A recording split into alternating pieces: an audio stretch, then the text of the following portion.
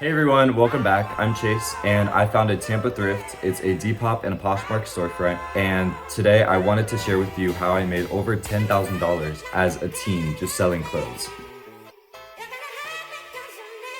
I feel like a lot of teens today are looking for some ways to earn a little bit of extra cash on the side, not from their job, and I think Depop is a really trendy app that is allowing teens to be able to do this. I want to reveal some of the secret hacks that a lot of Depop sellers are using that we might not tell you about. I'm going to be talking to you guys about some of the platforms and some of the apps that I use to help out my shop, and also even just how to get your clothing in the first place.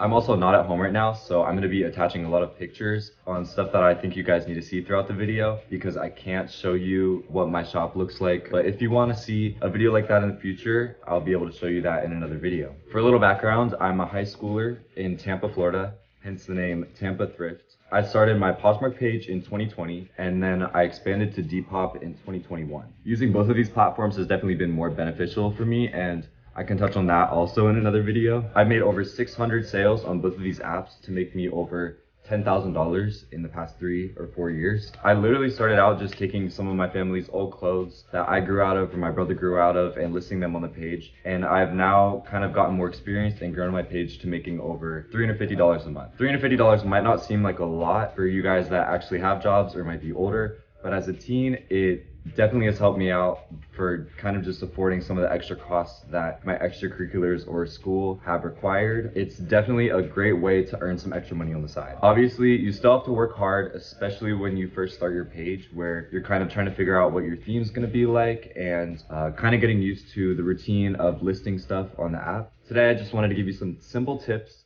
that made my page more engaging and led me to making more sales in the app. I'm gonna go through each kind of category that I think is very important to consider when making your Depop page. And first, we're gonna start off with photos. It should be very obvious that you need really good lighting to be able to take pictures, and you need to be able to crop your photos really good so it looks good when you're listing it on the page. So I'm gonna try to dive into some of the less obvious features of photos that you should be focusing on. The first thing that I figured out about 2 years ago that really helped me with the cleanliness of my page is using a background remover. The app that I use is Canva, and there's obviously a lot more apps out there. I think Canva's really good just keeping everything organized. I have all of my pictures and listings in the app, so whenever I need to go back to these pictures, I can really easily access it. Also in Canva, when you're using a background remover, you can change the color of the background. So I've recently, kind of to develop a theme on my page, I've recently changed some of the background colors to green or brown or yellow to kind of make my page more noticeable. When you're scrolling in the feed, you might see one of my colored backgrounds and be like, oh, that's Tampa Thrift. That leads me to my second point. Consistency is key. When you're developing a theme for your page, you really want to make sure that all the pictures are kind of following a certain theme. You don't want your page to look really disorganized. I also recommend keeping your photos clean. I've seen a lot of pages in the past kind of slap a sweatshirt on the floor, put some jeans on it, maybe a cap over here, maybe like a vine of leaves over here, and sometimes I can't tell what the actual product is. I might tap on the pictures expecting to see the pair of jeans being listed for sale, but it's actually the sweatshirt that's covered by everything that they're selling. So I don't think that that's the best way to be selling your items. I think that keeping your pictures really clean is definitely more important. Once you've grown your page a little bit more and you have a little bit more money to spend, I also recommend getting a ring light and also some backdrop of some sort. Using the backdrop in combination with the ring light too also helps bring out the colors of the piece. But using these two products is definitely really important to showcasing your products and making sure that the whole picture is really clean. I will also be putting a link to my Amazon profile for all the products that I say in this video, like the ring light and the white backdrop, so you can go access that and buy them if you want. Okay, next we're gonna move on to shipping. Like the first time I made time in a minute. I know Depop uses their own shipping, but I think there's definitely easier ways to pay less for shipping. So this is not sponsored, but I really like using Shippo.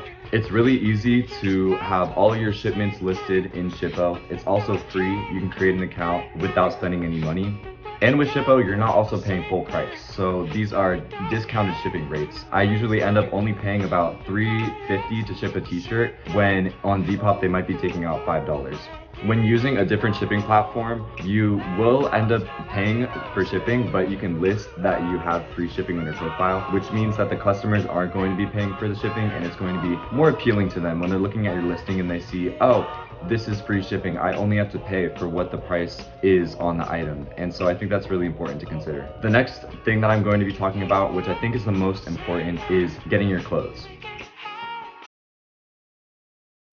This is obviously the most important thing for a Depop page, and I know a lot of people don't just have hundreds of items laying around their house. There are multiple ways that I've gotten clothes for my Depop page, and I'm gonna share all of them. The first one is just to simply regularly clean out your closet. I make my whole family do this, so I get clothes from my dad, my mom, and my brother, and me. Obviously, you're limited to how much you actually wanna take out of your closet and give away. So my next tip is to ask friends if they have any old clothes that they can give you. I've done this a lot, and I've actually gotten dozens of items from my friends.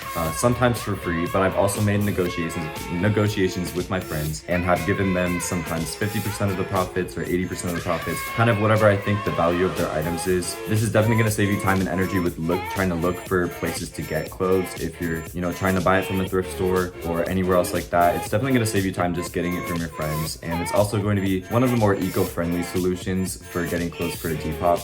And then the last and best way that I get most of my clothes is by going to Goodwill bins. Going into the bins or going to any place that sells clothes by the pound is definitely going to be the cheapest way to get all of your clothing.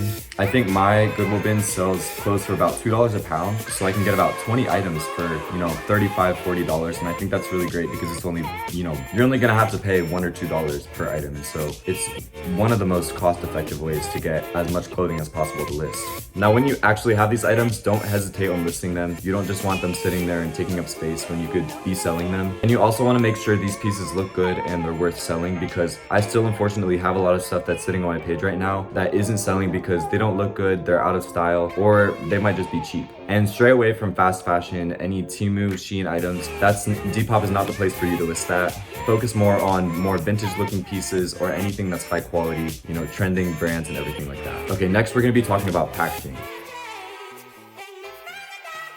It's really important to have nice packaging, but when you're starting your page, it's not the most important thing. You can start out by reusing old Amazon packages or any other old packages that you might get from buying other things. Then when you're confident enough to actually buy packages for your page, you can literally get, I think, 200 packages on Amazon for about $20. I will also attach the link to that on my Amazon page. You can also include in your packaging cute little items that kind of fit the theme of your shop. In the past, I've just done plain little stickers, and I think that they kind of made my page more memorable and my packaging more memorable. I think it definitely increased the ratings that I've gotten from putting those stickers on the package.